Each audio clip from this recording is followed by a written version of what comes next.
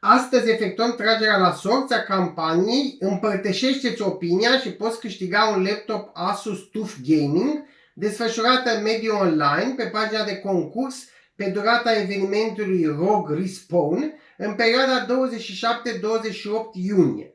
Avem un număr de 261 participanți eligibili care s-au înscris în campanie respectând toți pașii descriși în regulament. În cadrul acestei campanii vom oferi un laptop Asus TUF Gaming F16 FX 608. Câștigătorul va fi extras cu ajutorul programului random.org conform regulamentului. Am generat numărul total de participanți eligibili, 261, iar câștigătorul este numărul 119. Numărul 119, Nedelcu Alin Ștefan. Felicitări! Câștigătorul va fi anunțat pe adresa de e-mail care s-a înscris în campanie. Mulțumim tuturor pentru participare!